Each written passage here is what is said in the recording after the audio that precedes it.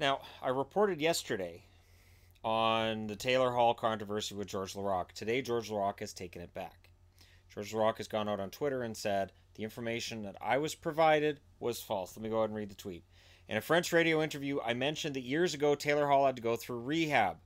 Info I got from an NHL hockey agent. After further verifications, I can say this information was 100% wrong.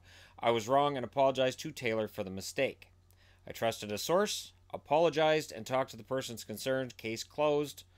Things happen in life. Important to recognize when you make a mistake. If you feel like you need to insult, don't hide behind your keyboard. Haters always gonna hate. God bless. And I know what he's talking about. A lot of insults get thrown at me on this channel and on the secondary channel, so I totally understand that. And I didn't want to insult, and nor did I mean to insult George Laraque. I just thought that what was being said was hearsay. And it's funny because on that video, the comment section is, here's what I heard. Do you know what I heard? I heard this. Do you know what I heard? I heard this. And a lot of the stuff that we're talking about, and I don't normally swear, but I don't know another way to put this, is that hockey players can be assholes. And it's true. And so can basketball, football, hockey players, or, well, any sport, golfers. You know what? People you meet at the liquor store, at the grocery store, at any mall, anywhere, anytime. I could go outside, and the guys who are working on our house, there might be an asshole among them. They're people. They're human. So my comment about Taylor Hall wasn't as much that, okay, I believe he had all these problems and he was in rehab. My issue is this. If that happened, it's none of our business, and it's definitely not George's place to say anything. It would be up to Taylor, and potentially if the team paid for him to go through any kind of a treatment, that it might be that. But again, while I say might be, you kind of have to go through the player. And then the funny thing is, there are a lot of people who said, well, Taylor Hall behaves like this, he behaved like that. Was he 21? Was he 20? He's a kid. And then people are like, oh, he's playing well now. Right, because he grew up. This is what happens. Part of the thing I find interesting is that there are a lot of hockey players who've made a lot of stupid mistakes when they're younger. And you look at any book written by any NHL hockey, just sports legend, and you read the early chapters of their career, and you read on the things they did when they were kids, and they're very entertaining. Sometimes they're illegal, and in almost every case, it's something that if it happened now with social media and with the way that we just grill people for being human, ruin their careers potentially, cause trades, that kind of thing. I find it bewildering because, yeah, kids are gonna make mistakes.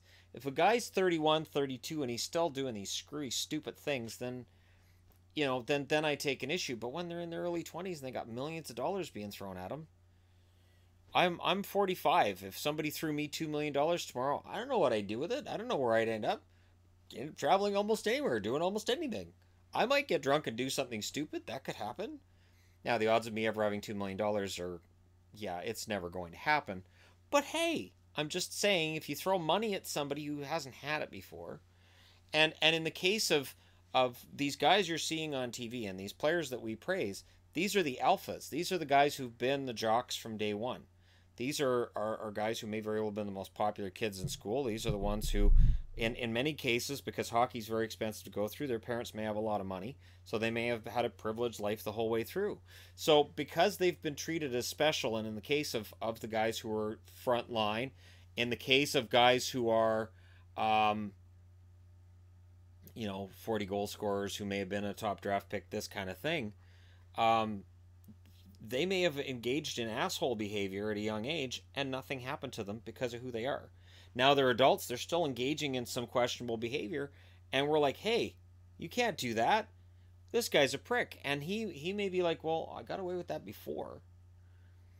The team may insulate him, his teammates may insulate him, and people that are around him, his friends and his family, may very well insulate him from criticism and from all of this stuff when he's younger, because you don't feel like rocking the boat, and he may be the meal ticket for some of his friends. So I don't try to judge some of these things that go on, and for me, whatever did or didn't happen in Edmonton, it's a continuing disaster. Laraque clearly cares about the Edmonton organization. I think this incident will prevent him from getting any kind of position in the organization if he ever were to pursue it. But I will say this: I've known people and friends of mine who've met George Laraque. He's always been very nice. He's always been very open and willing to talk. And if you say, "Hey, you're George Laraque," he'll talk to you and he won't be weird about it. And he's always genuinely been a nice guy. To me, with this incident, it just seems like he may get too comfortable too quick and tell you things that you don't have to know. Just like I have information that I've heard over the years, over the decades as a hockey fan, and now at this channel, things that I've heard that go on in a locker room here and there that I don't share because it's none of my business and it's none of any of our business. It's fascinating. I might say, wow, really? That happened? Holy crap. And then I don't say anything. I might look at a team and go, well, I understand now why they're in a nosedive, but I don't say anything about it because it's not my place. So again, thank you guys very much for watching. It's the last little report on it.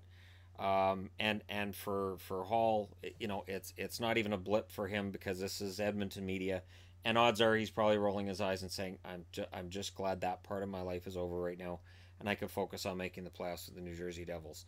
I don't think he holds any kind of a grudge against the organization or the team at this point. He was mad when they traded him, but I would imagine right now with where the Devils are and where the Oilers are, he's probably pretty happy with where he is, and he should be. Thank you guys very much for watching. Hit like and subscribe if you're browsing your way through. You just happened upon this video, and I'll talk to you guys again soon.